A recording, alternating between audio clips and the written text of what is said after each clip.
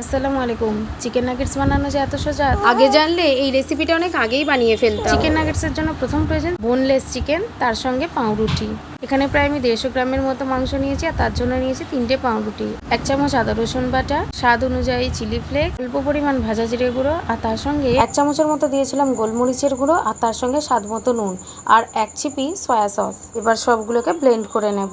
Bread ক্রামসের জন্য আমি এখানে 2টো স্লাইস পাউরুটিকে ব্রেড ক্রামস বানিয়ে নিয়েছিলাম, আর একটা ডিমকে ফেটিয়ে নিয়েছি। এখানে ডিমের মধ্যে নুন দেওয়ার কোনো প্রয়োজন নেই, শুধুমাত্র একটা বাটির মধ্যে একটা ডিমকে নিয়ে ফেটিয়ে নিলেই হবে। ফেটানোর সময় খেয়াল রাখবেন যেন ফেটানোটা খুব ভালোভাবে হয়। ব্যাস, অর্ধেক কাজ এখানে হয়ে গেছে।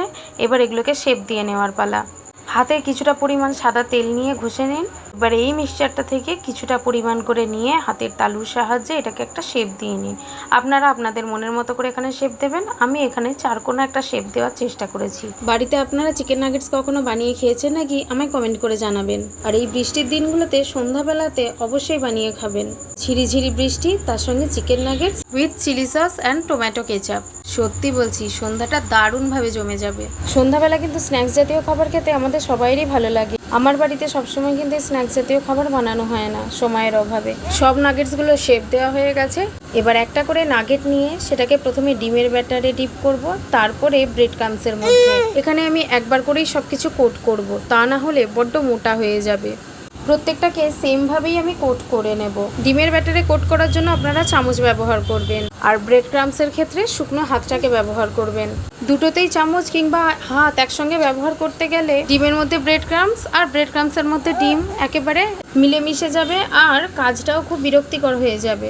নাগেটসগুলো যখন শেপ করবেন তখন একেবারেই শেপগুলো দিয়ে নেবেন। সত্যি কথা বলছি, খেতে কিন্তু দারুণ হয়েছিল, একেবারে দোকানের স্ন্যাক্সের মতোই, একেবারে দোকানের স্বাদই বলতে পারেন। সবগুলোকে সেম প্রসেসেই আমি কোট করে নেব। আমার ভিডিও যদি আপনাদের ভালো লাগে তাহলে আমার ইউটিউব চ্যানেলটাকে সাবস্ক্রাইব করে দেবেন, আর ফেসবুকের পেজটাকে ফলো করে দেবেন। আমার পেজটা চ্যানেলটাকে বড় করার জন্য কিন্তু আপনাদের ভালোবাসা অবশ্যই দরকার। আমার পার্সোনাল কিছু সমস্যার কারণে ঠিকমতো ভিডিও এডিটও করা হচ্ছে না, আর আপলোডও করতে পারছি না। আমার ভিডিওর মধ্যে কিছু ভুল ত্রুটি হয়ে গেলে আমায় কিন্তু অবশ্যই জানাবেন, সেগুলো সংশোধন করার চেষ্টা করব। সমস্ত নাগেটসগুলোকে কোট করা হয়ে গেছে। এবার এগুলো ভাজার পালা। ভাজার সময় কিন্তু অবশ্যই খেয়াল রাখবেন তেলটা একেবারে যেন লো হিটে থাকে। তেলটা উষ্ণ গরম হলে একের পর এক নাগেটসগুলো এর মধ্যে ভাজতে দিন। এর ভাজাটা কিন্তু অত্যন্ত ধৈর্যের কাজ। নাগেটসগুলোকে কিন্তু হাই ফ্লেমে ভাজতে গেলে ভিতরটা কাঁচা রয়ে যাবে, আর উপরগুলো গোল্ডেন হয়ে যাবে বা পুড়ে যাওয়ার সম্ভাবনা থাকবে। তাই অবশ্যই এগুলোকে লো ফ্লেমে ভাজবেন। সময় নিয়ে উল্টে পাল্টে লাল লাল করে ভাজবেন। আমার এখানে কিন্তু ভাজতে একটু বেশি সময় লেগেছিল। তবে একেবারেই একটা পিঠ লাল করে উল্টাবেন না। যখনই দেখবেন অল্প অল্প রং ধরেছে তখনই একবার করে উল্টে দেবেন। আমার খুব কাছের মানুষরা যখন আমাকে এই রান্নার জন্য উৎসাহ দেয় তখন কিন্তু আমার খুব ভালো লাগে। আমি রান্নায় খুব একটা পারদর্শী ছিলাম না। রান্না করার কথা ভাবলে পরেই যেন ভয় লাগতো, তবে এখন সেই ভয় অনেকটাই দূর হয়ে গেছে।